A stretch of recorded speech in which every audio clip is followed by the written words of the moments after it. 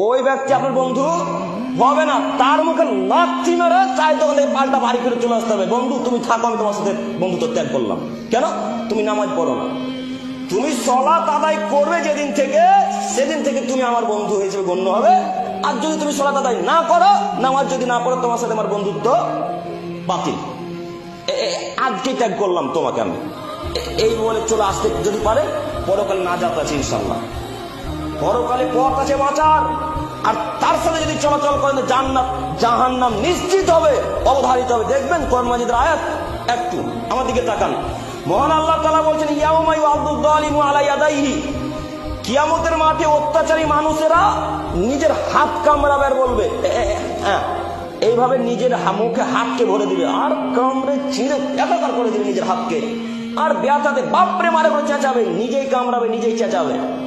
তো তারা কামড়াবে আর বলতে থাকবে, ইত্তাখাযা মা রাসূলি সাবিলা, হায় আফসোস, আমি যদি পৃথিবীতে রাসূলুল্লাহ সাল্লাল্লাহু আলাইহি সাল্লামকে বন্ধু হিসেবে গ্রহণ করতাম,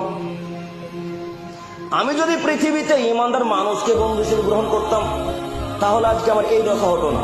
তার পরের অংশে মহান আল্লাহ সুবহানাহু ওয়া তাআলা বলছেন যে আমি যদি অমুককে বন্ধু হিসেবে গ্রহণ না করতাম, তাহলে আজকে আমার এই অবস্থা হতো না। অমুককে মানে কি?